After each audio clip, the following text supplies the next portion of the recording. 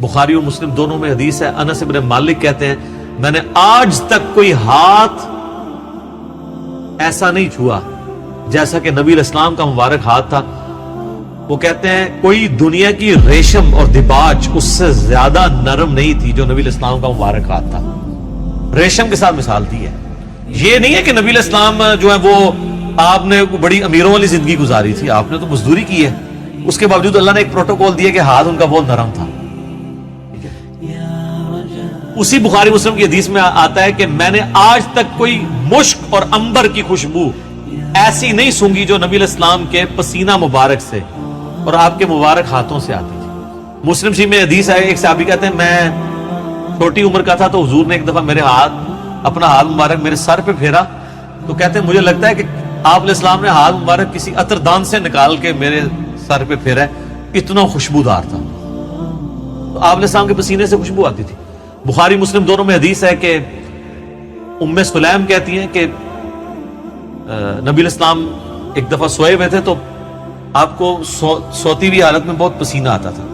تو ایک کھلے برتن کے وہ لے کے آئیں، ایک کھلا برتن، اور نبی اسلام کے مبارک پسینے کو انہوں نے جمع کیا.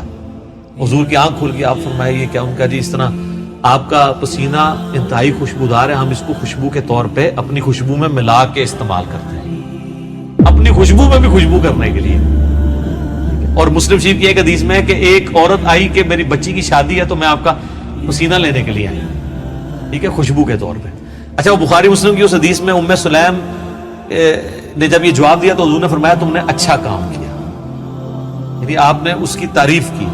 پسینہ مبارک آپ کی تو ہر چیز ہی جناب کمال ہے، تو کس کس بات کا ذکر کیا جائے؟ میں گھنٹوں اس پہ فی الودی کئی احادیث بیان کر سکتا ہوں آپ کے تبرکات کے اوپر. صحیح مسلم میں حدیث ہے نبی علیہ السلام فجر کے بعد سخت سردیوں میں بھی جب نکلتے تو مدینے کے لوگوں نے اپنے غلام باہر کھڑے کیے ہوتے برتن اٹھا کے، آپ علیہ السلام ایک ایک برتن میں اپنا ہاتھ ڈالتے جاتے تھے برکت کے لیے.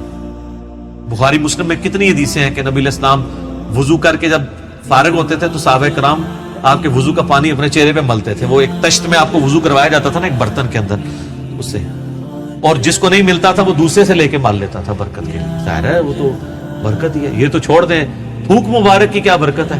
بخاری مسلم دونوں میں حضرت علی کو عشوب چشم تھا غزوہ خیبر کے موقع پر، حضور نے جب بلایا ہے تو ان کی تو آنکھیں بھی نہیں کھل رہی تھی، آپ نے مبارک لعاب لگایا تو شفا ہوگی. عشوب چشم ایک وائرل ڈیزیز ہے سر، میں اس کو بھگت رہا ہوں.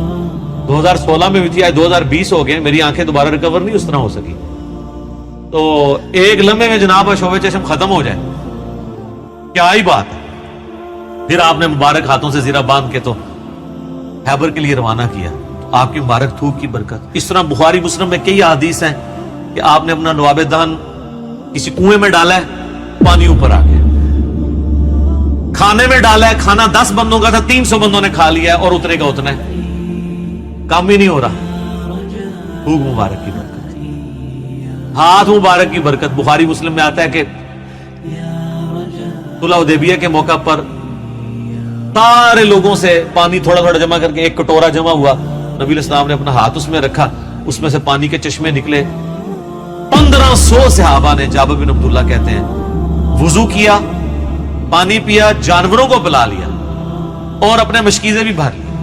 تو تابعی کہتے ہیں کہ وہ پانی کتنا تھا؟ انہوں نے کہا وہ دیکھنے کو تو ایک کٹورا تھا لیکن حضور کی انگلیوں سے جو چشمے نکل رہے تھے نا وہ پانی اتنا زیادہ تھا کہ 1,00,000 بھی ہم ہوتے ہیں نا وہ پانی 1,00,000 کو بھی کفایت کرتا تھا. تو آپ کے مبارک ہاتھوں کی برکت تھی.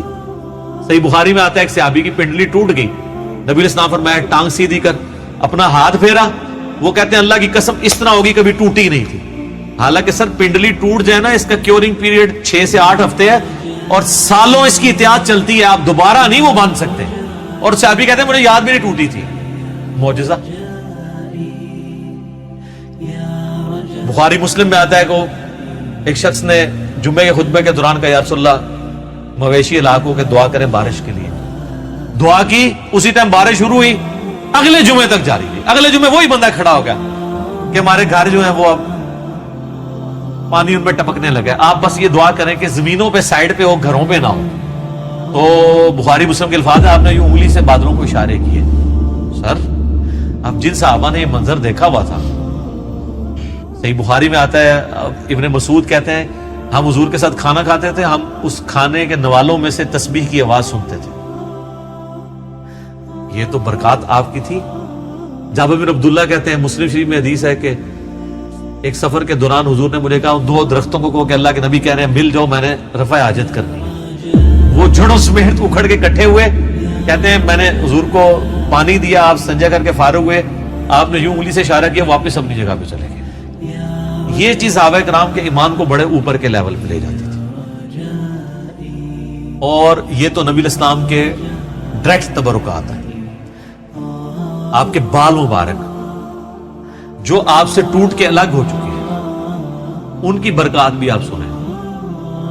صحیح بخاری میں آتا ہے کہ ام سلمہ نے حضور کے چند بال نکالے ایک ڈبیا میں سے، صحابہ ملاقات کے لیے گئے ام المومنین سے، ان کا یہ حضور کے بال ہیں، اور جب بھی کوئی بیمار ہوتا ہے تو محلے میں سے مجھے پانی کا برتن بھیج دیتا ہے، ہم اس میں گھول کے دیتے ہیں، شفا ہو جاتی ہے حضور کی وفات کے بعد۔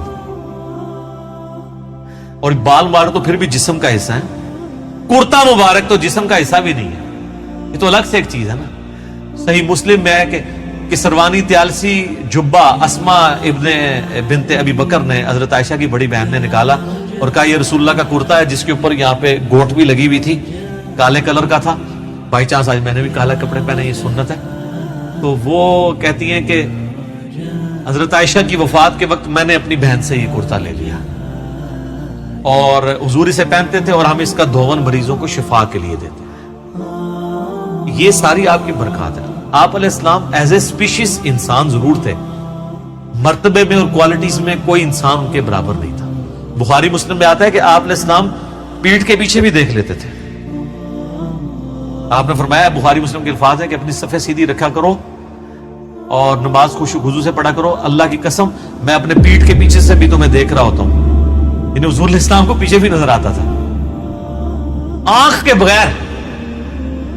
یہ معجزہ ہے، یہ اللہ نے آپ کی اسپیشل پروٹیکشن کی ہوئی تھی، آپ پہ وہ پیچھے سے بھی حملہ نہیں کر سکتا تھا، آپ ہر طرف 360 ڈگری کا آپ کو ویژن ہر وقت نظر آتا تھا، یہ آپ کا معجزہ تھا۔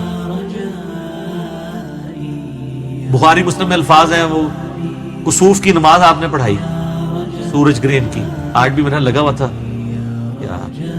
یہ 1-2 دن چلنا ہے، تو کسوف کی نماز پڑھائی، تو آپ نے نماز کے دوران کچھ قدم آگے کیے، پھر یوں ہاتھ بڑھایا، پھر واپس کھینچ لیا۔ صحابہ نے کہا یا رسول آج آپ کو ایک عمل ایسا کرتے دیکھیں جو پہلے نہیں کرتے۔